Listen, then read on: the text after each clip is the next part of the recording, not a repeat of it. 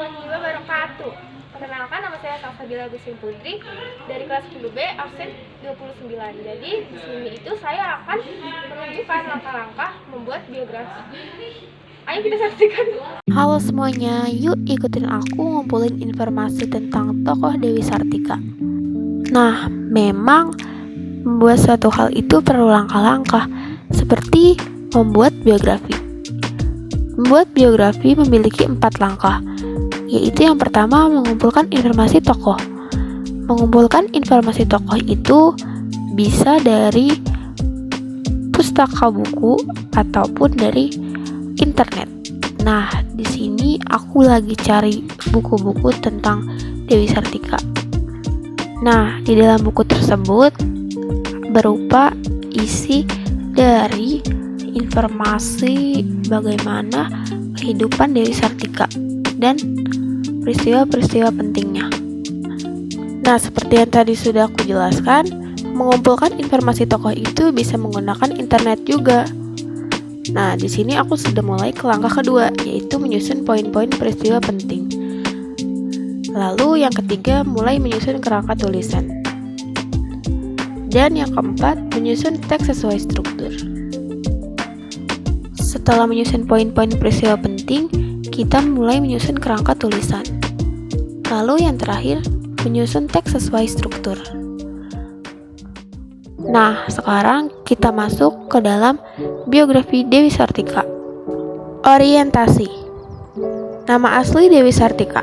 Kelahiran 4 Desember 1884 di Kecamatan Cicalengka. Meninggal pada 11 September 1947 di Kota Tasikmalaya pada umur ke-67 tahun. Memiliki suami bernama RKD Aga Suryawinata dan anak yang bernama Raden Atut Suryawinata dan orang tua bernama Raden Ayu Raja Permas dan juga Raden Rangga Somanagara. Dewi Sartika dikenal sebagai pahlawan nasional atau perintis pendidikan wanita. Penghargaan yang diterimanya ialah dianugerahi gelar Orde van Oranje Nassau. Oke, saatnya memasuki peristiwa penting. Pada 16 Januari 1904, keinginan dan perjuangan Dewi Sartika terwujud di usianya yang masih sangat muda, sekitar 19 atau 20 tahun. Beliau mendirikan sebuah sekolah istri dengan bantuan dari C. Den Hammer dan R.A.A. Martanegara.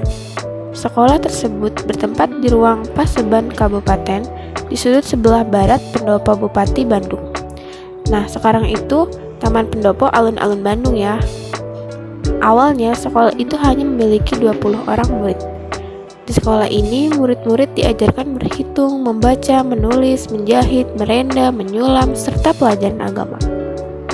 Lalu, pada 1905, 1 tahun ke depan, Saloka Istri pindah ke Jalan Ciguriang dan sampai sekarang masih digunakan sebagai tempat belajar. Jumlah pengajar pun ditambah untuk mengimbangi jumlah muridnya. Pada tahun 1909, bangunan sekolah diperluas dengan menghadap ke arah Jalan Kebon Cau. Kini menjadi Jalan Keutamaan Istri. Lalu pada tahun 1910, Sekolah Istri berganti nama menjadi Sekolah Dewi Sartika dan berganti kembali menjadi Sekolah Keutamaan Istri pada tahun 1914. Sekolah ini memiliki tujuan fundamental yang sama, tetapi dapat penambahan materi atau pelajaran yang diajarkan.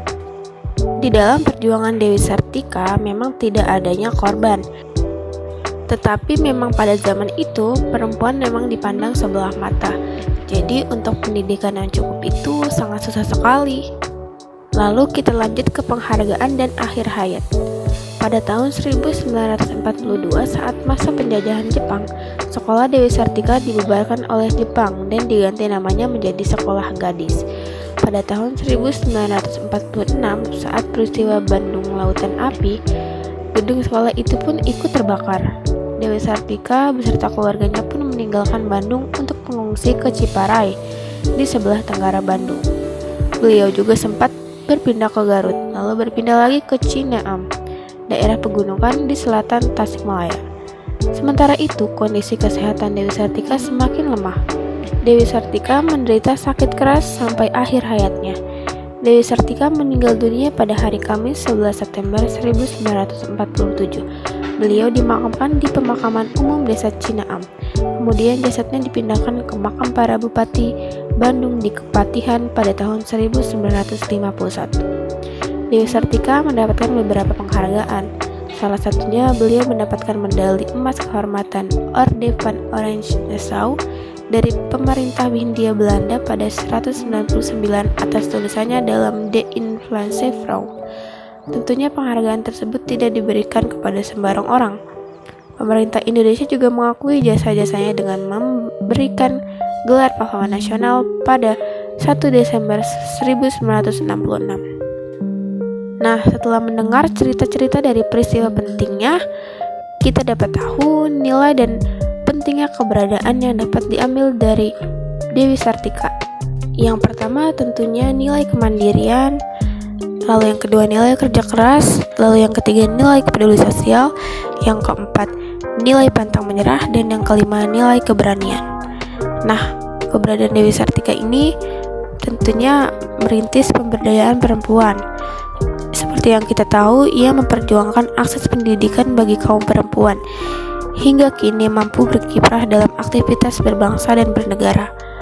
Jadi, Dewi Sartika ini memang sangat berjasa, apalagi bagi kita kaum perempuan.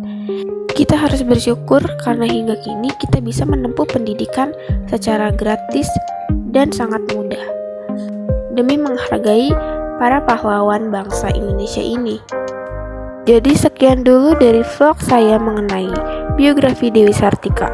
Kurang lebihnya mohon dimaafkan. Wassalamualaikum warahmatullahi wabarakatuh.